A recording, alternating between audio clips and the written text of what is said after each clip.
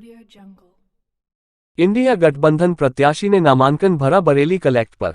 आज मंगलवार 16 मई 2024 को प्रवीण सिंह ऐरन नामांकन के लिए नेहरू युवा केंद्र में इकट्ठा हुए। समाजवादी पार्टी, आम आदमी पार्टी और कांग्रेस के सभी कार्यकर्ता ढोल नगारों के साथ स्वागत हुआ। इंडिया गठबंधन प्रत्याशी के नामांकन के लिए बरेली कलेक्ट की ओर चल दिए। कुछ दूर चलने के बाद वहां लगे बैरिकेड पर पुलिस ने रोकने के बाद 5 लोगों को जाने को कहा, जिसमें समाजवादी पार्टी के जिला अध्यक्ष शिवचरण कश्यप, महानगर अध्यक्ष शमीम सुल्तानी जी, कांग्रेस की तरफ से कांग्रेस जिला अध्यक्ष और महानगर अध्यक्ष समाजवादी पार्टी से नीरज मौर्य जी ने आंवला लोकसभा 24 नामांकन पत्र भरा बरेली कलेक्ट। उनके साथ पूर्व सांसद, पूर्व जिला अध्यक्ष समाजवादी पार्टी वीरपाल सिंह और समाजवादी पार्टी से विधायक अतौर रहमान जी आदि लोग मौजूद थे। बरेली से शहाबुद्दीन की report. Right hand left hand है कंधे पे रख रहे हैं, ऐसे बिल्कुल सही रखी है। इनके सख्त प्रशासन में हम सैंडविच हैं। एक एरन साहब, क्या तैयारियां हैं? नामांकन कराने आए हैं, कैसा चुनाव तैयारी? तो जब हम पिछली बार चुनाव हारे थे तो उसके अगले दिन से शुरू हो गई थी और उसी हिसाब से तैयारी तभी से चल रही है। और समाज सेवा में, राजनीति में और ख़ास तौर से चुनावी राजनीति में तो निरंतरता रहती है, तो इसलिए तैयारी चल रही थी। लेकिन अब चुनाव जब नज़दीक आए तो और पिछले 4-5 महीनों से तैयारी तेज हो गई। और हमारी बूथ लेवल की कमेटी जो है हर जगह बनी हुई है।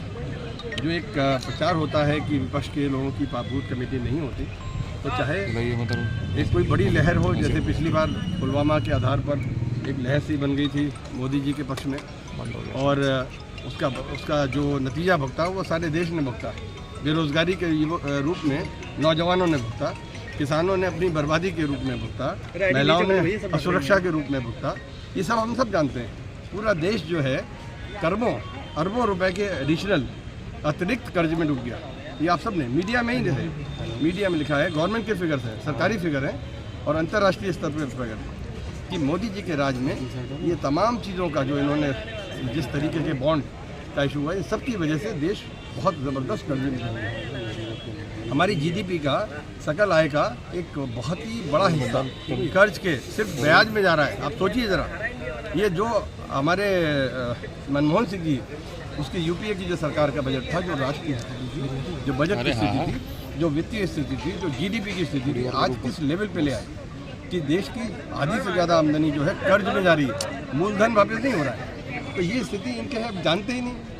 वो खुद ही कह चुके हैं एक इंटरव्यू में हमारे एक पत्रकार साथी के कि मैं पढ़ा लिखा नहीं हूँ, मेरी कोई, अब जब पढ़े लिखे नहीं तो बाद में डिग्री आ गई।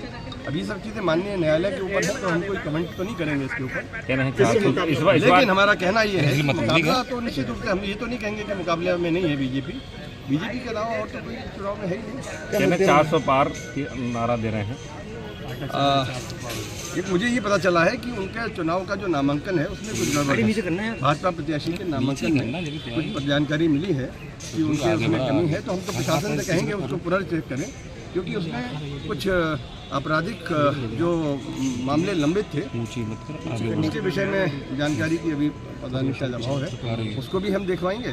और साथ ही साथ ये भी अनुरोध करेंगे कि हम इस और गाय माता भी बहुत खुश है। हम देख रहे हैं गाय माता कटी हुई है, छिली हुई है। और जो भाजपा के लोग ये दावा करते थे कि हम गौ माता की रक्षा करेंगे, आज गौ माता तो तड़प तड़प के मर रही है, कीड़े पड़ रहे हैं, कोई उठाने वाला नहीं उसको। ये सबसे बड़ा स्थानीय मुद्दा है।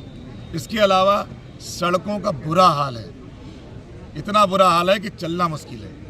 और हमारे नौजवानों के लिए कोई रोजगार की व्यवस्था नहीं है, महंगाई से लोग त्रस्त हैं। और आज आंवला कोड़तिया ग्रामीण क्षेत्र की लोकसभा है, गाँव में 50% से ज़्यादा लोग कुपोषण का शिकार हैं, कुपोषण का 50% से ज़्यादा। अच्छा, एक मुख्य मुद्दा ध्रुवीकरण पे होता है चुनाव। इस बार का चुनाव क्या आपको लग रहा है ध्रुवीकरण की कोशिश आपकी? जनता बार बार बेवकूफ़ बनने वाली नहीं है।